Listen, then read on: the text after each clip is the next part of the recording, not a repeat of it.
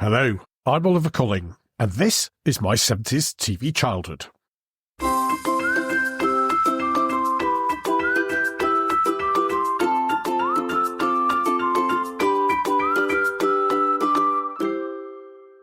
Hello again, and welcome back to my 70s TV childhood. We are a podcast which looks back with fondness to being a child in Britain in the 1970s, and particularly remembering the huge parts that television played in our and our society's lives back then. We are now into our 6th season, which I find quite hard to believe, as it only seems like yesterday that I nervously sat down in front of the microphone, wondering if there was anyone else who might be interested in revisiting childhood memories and who shared my obsession with television. Well, it turns out that there are literally thousands of you who do, and the fact that you're out there listening continues to inspire me and, to be honest, is pretty humbling. The number of you who share your memories and your observations on things we've mentioned in the podcast, or who just get in touch to let me know that something that we've featured has awoken happy memories, is truly remarkable and makes all the effort in putting the podcast together really worthwhile. So thank you to you all. If you've been wondering about getting in touch, then here's a New Year's resolution for you. Just do it. There are lots of different ways for you to get in touch. You can leave a comment on our blog at www.my70stvchildhood.com or on our social media sites on Facebook, Twitter/X, YouTube and LinkedIn. You can also drop me an email to oliver@my70stvchildhood.com. Don't delay, get in touch today. Now, some of the most evocative memories you share are when mentions of certain shows or certain moments in time take you right back to a time and a place of happiness, like sitting around as a family together watching certain programmes and laughing or indeed crying together. For me, those reminiscences are so powerful, and in making the podcast, I've often been taken back to those times watching TV with my mother and father and my sister. My parents are no longer with us, so these memories feel particularly evocative, and I know from all your messages that many of you feel the same. It's good to remember. One of the regular times of the week when our family got together in front of the television was Saturday evenings, and we covered this in an episode way back in October 2020. On Saturday afternoons, we'd sit down with our tea, by which I mean a cup of tea, a sandwich and a piece of cake, and watch the early evening shows as a family. This is the only time it happened during the week, as normally we ate round the kitchen table, as most people did back then, so that in itself felt really special. Casting my mind back to the schedules, the lineup would typically be something like the Pink Panther show to start with, followed by a US light drama series like Alias Smith and Jones or Kung Fu, both of which were quite fun. The Basil Brush show might be on in that slot as well, although my memory of exact timings is a bit vague. We then sit back for a bit of adventure in time and space with Doctor Who, which always for me marked the transition from late afternoon to early evening. And then, rather appropriately, we settled down for a show which not only was good family entertainment, but was a show where the entertainment was provided by families.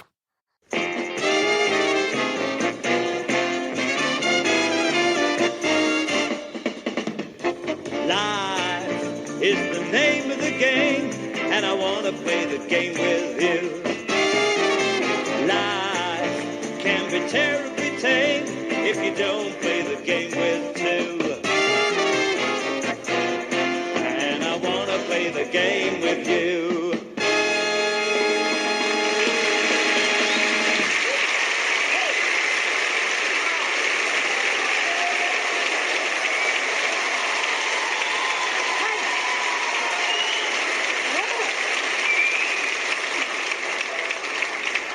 Feeling all right? Anyway, welcome, ladies, gentlemen, children. Welcome to the Generation Game. Nice to see you. Yes. Bruce Forsyth's Generation Game was the epitome for me of what Saturday night TV was all about. What a man. And what an opening he had. Nice to see you. You knew what was coming next. And I bet a few of you are striking the Brucey pose right now while you're listening. The Generation Game was first broadcast on the 2nd of October 1971, and it ran until 1982 in its first incarnation. Bruce Forsyth was the original host. Indeed, the show was called Bruce Forsyth's Generation Game until 1977, when Brucey was poached by ITV to star in their Saturday Night Light entertainment show Bruce's Big Night Out. Larry Grayson then picked up the mantle of host, but for me, the happiest memories I have are of Bruce as the host. The show was based on a Dutch TV show, Een van de Acht, or One of the Eight, and the format was launched in 1969 by Theo Wittenborgaard and Mies Bouwman. Where Bruce came in was, completely unknown to me as a small child in the early 70s, because he'd hosted game shows type slots in his run as host of the popular Sunday Night at the London Palladium show during the 1960s, including one called Beat the Clock, where married couples competed against each other for prizes. Put all of the ingredients together, a Dutch format, British Prime TV, and the legendary Bruce Forsyth, and that was that. A surefire winner was created. So what happened in the show? Well, first off was Bruce's over-the-top welcome to the audience, and then a key part of the show for many, we were introduced to his assistant, the lovely Anthea Redfern. I know you're dying to meet her, and so why not have a look at her again? Here she is, a little bit different this week, but see if you notice, the gorgeous, lovely Anthea Redfern.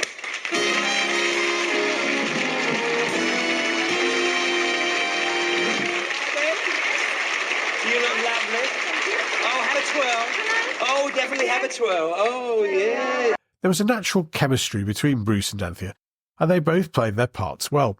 Him, the wisecracking, slightly naughty, but always professional host, and her, the slightly dim but stunning-looking assistant who looked after all the contestants. Their opening banter became highly anticipated part of the show, and Anthea, inevitably dressed in a very fashionable style, was asked to give us a twirl to show how lovely she looked. And that on-screen chemistry had us all guessing whether there was more to their relationship than simply game show host and assistant, and, to no one's surprise, well, apart from perhaps for the previous Mrs. Forsyth, the two of them got married in 1973 in a match which delighted audiences and made lots and lots of mentions in the British press. Bruce was already, even back then, a veteran entertainer much loved by the British public, with a background in variety shows and a natural flair for comedy. He brought a unique energy to the programme. His quick wit, charming rapport with contestants, and catchphrases, as we've already said, nice to see you, nice, and good game, became ingrained in British popular culture and were to be heard often around the playground on a Monday and Tuesday. And part of the fun was how a group of ordinary people were gently riled by Bruce as he introduced them as contestants. Well now, let's meet the 8 who are going to generate.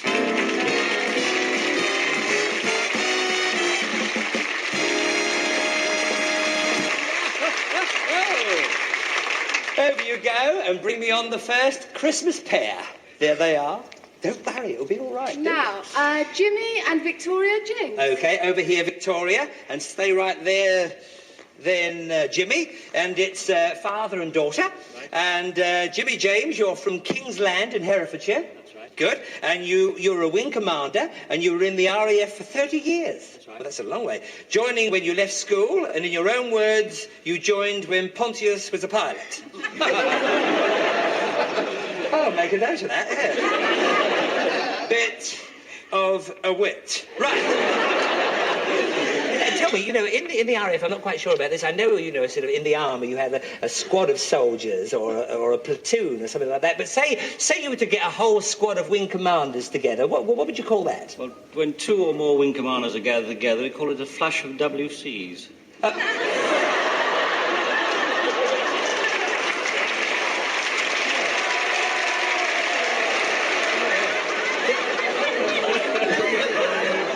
Never mind. Over now to your lovely daughter, Victoria.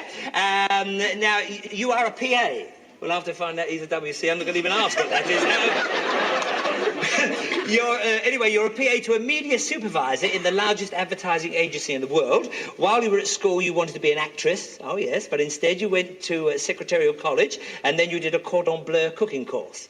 Recently, you entered a competition in aid of the British Safety Council to find the girl with the most beautiful eyes. Yes? Oh, they are lovely. They are lovely. Have a close-up of those eyes. I've got nice eyes, actually. They're blue, aren't they? Blue? They're lovely. Yeah, a bit shifty, but blue, yeah. Forsyth's approach to hosting was both professional and personable. Like quite a few of the popular hosts of the time, such as Bob Monkhouse and Jimmy Tarbuck, everything that he did was, well, I'll use that word again, professional. He had a talent for making contestants feel at ease, while simultaneously poking gentle fun at their efforts. This balance of humour and warmth ensured that the audience was always rooting for the participants, no matter how hilariously inept their attempts might be. Forsyth's interactions with contestants often produced the most memorable moments of the show, as he improvised jokes and commentary that highlighted his razor-sharp comedic timing. And many of his one-liners endured and became regularly mentioned during the show, like the poor man whose mother told the nation he'd been dropped on his head as a baby by the vicar when he was doing his baptism, which was then asked of any inept male competitor who happened to appear on the show and make a mistake. The Generation Game quickly became a Saturday night institution, attracting millions of viewers each week. I think its appeal lay in its accessibility. Families like ours could gather around the television and see people like themselves on screen, attempting tasks with varying degrees of success. And the intergenerational aspect of the show resonated with viewers, reflecting the dynamics and humour of family life as we experienced it. Beyond the entertainment side, the show offered quite an interesting snapshot of 1970s Britain. The prizes, the tasks, and even the fashion of the contestants and audience members paints a vivid picture of the era. Each episode followed a predictable yet engaging structure. Contestants will participate in a variety of games, ranging from crafting challenges and physical activities to memory-based tasks and quirky performances, some of which included familiar guest stars like this reconstruction of Guy Fawkes trying to blow up Parliament from a 1971 show. 6 men, 5 men, 4 men, 3 men, 2 men, 1 man and their bombs up the House of Commons. All together, up the House of Commons.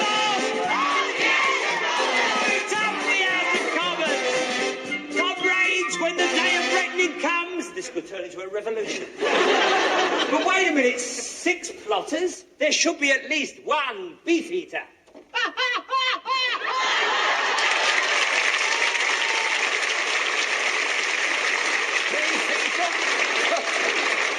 Please, by the way, if you recognise, write down who you think it is. Forsooth! And 2 more marks if you know who's in the barrel. What? A beefeater you couldn't even catch a mouth. Hey, I say, Mr. Bruce. Yes? I don't know what's been in this barrel, but it certainly wasn't gunpowder. I don't wish to know that. And watch yourself. I used to sell brushes for a living. That's the end of that. I don't even have to say, boom, boom. The culmination of the episode was the legendary conveyor belt round, where contestants had to memorise a sequence of items as they passed by on a conveyor belt. Prizes range from the practical to the slightly absurd, with items like toasters, cuddly toys and fondue sets becoming iconic symbols of the show. From the rise of consumer culture, which was clearly evident in the conveyor belt prizes, to the popularity of DIY hobbies and crafts, the Generation Game mirrored the aspirations and trends of its time. So, what's on the conveyor belt tonight? Of articles were passed before your eyes. We want you to have a real good look, Barbara, and relax, dear. It'd be better if you relax. All right, then? You've got 45 seconds to have a look, starting from now. A step stool, an electric shampoo polisher, an electric fry pan, a cuddly bull, a cassette tape recorder, an executive briefcase, 3 cushions, an electric kettle, a set of steak knives, an electric toaster, 4 goblets, a fondue set, a jug and glasses, electric clock, a table lamp, a basket. All right then, round you come, Barbara, and keep thinking all the time. Keep thinking. All right, my love? Here you are. Over here. Did you have a good look? Hope so. I hope you did as well, because everything you remember you saw on the conveyor, you will take home with you tonight. So you have 45 seconds to recount your thoughts, starting from now. Hoover steps. Hoover steps. Fondue set. Glasses. Yes. Glasses. Briefcase. Goblets. Transistor. A transistor, yes, a tape recording A thing. cow. A cow, well, it was a bull, actually. Mind you, it was facing the other way. Never mind, sorry, dear. A laundry thing. A laundry thing, yes, a sort of a cleaner and shampooer, yes. No, a laundry basket. A laundry basket. So, did you get the shampoo as well? You did, yes. Toaster. A toaster, yes, you're absolutely right. Do you have steak a lot? Fondue set. The fondue set, yeah, but you have steak a lot? Knives. Knives, yeah, that's it, knives, set of knives. Whew. Oh, yes. Yeah, a lamp. A lamp, didn't she do well?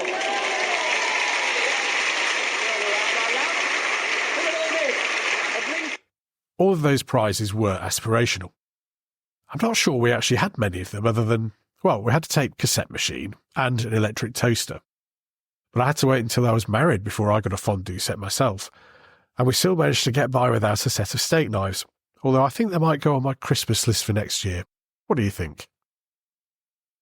The show also had a significant influence on the game show genre, setting a template for light-hearted, family-friendly competition.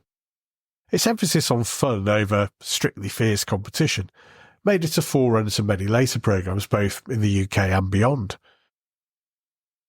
The Generation Game was conceived by the BBC as a family-centric game show designed to appeal to audiences of all ages. Its innovative format revolved around pairs of contestants from different generations, typically members of the same family, competing in these hilarious challenges. And that was deliberate, as I think the BBC's head of light entertainment, Bill Cotton, wanted the show to encapsulate the warmth of family relationships whilst injecting the unpredictability and hilarity that arise from everyday people attempting outlandish tasks. After Bruce Forsyth stepped down in 1977, the show continued with a new host, Larry Grayson, under the title, well, not very imaginatively, Larry Grayson's Generation Game. And while Grayson brought his own style to the programme, many viewers continued to associate the show with Forsyth's original tenure. The change in host marked a shift in tone, with Grayson's gentle humour and famous catchphrase, "Shut that door," offering, how should we call it, a different flavour of entertainment. The Generation Game underwent several revivals over the years with varying degrees of success. Each iteration sought to capture the magic of the original, but few, I think, managed to replicate the unique combination of Forsyth's charisma, the simplicity of the format, and the cultural context of the 1970s. Despite these challenges, the show's enduring appeal ensured that it remains a beloved part of our TV heritage. The lasting charm of the Bruce Forsyth's Generation Game lies in its ability to create shared experiences. It really wasn't just a game show. It was a celebration of human connection, family dynamics, and the joy of trying and often failing at new things. For many, it evokes fond memories of gathering around the television with loved ones, as we said earlier, laughing together at the antics on screen. Moreover, the show's emphasis on light-hearted fun and inclusivity feels like it's timeless, really. And at a time when television was one of the primary sources of entertainment, the Generation Game brought people together, bridging generations and creating moments of collective joy across the nation. Or am I overstating that? Well, we found it fun anyway. It was more than just a television programme. It was a cultural phenomenon that defined an era. Its blend of humour, heart and hilarity made it a staple of British entertainment. And Bruce Forsyth's charismatic hosting and the show's inventive format ensured its place in the annals of television history, where it remains cherished for those who watched it first, and actually a fascinating relic of the 1970s for those who might discover it now. Fortunately for us, Bruce Forsyth was to carry on entertaining us for many decades to come, hosting classics like Play Your Cards Right, which was a great favourite of mine as a teenager, and ultimately the hugely popular Strictly Come Dancing, which he hosted well until his 80s, until he succumbed to ill health. But for me, he will forever bring back happy memories of me sitting with my family, laughing at ordinary people who were very like us, doing silly things on the telly, and that memory is a precious one. Were you a big fan of Bruce's Generation Game, or were you more of a Larry Grayson fan? Interestingly, the largest viewing figures a Generation Game had were in the Larry Grayson era, which does surprise me somewhat. Whichever, you can let me know by getting in touch via our blog at www.my70stvchildhood.com or through our various social media sites. And, of course, you can email me, oliver@my70stvchildhood.com.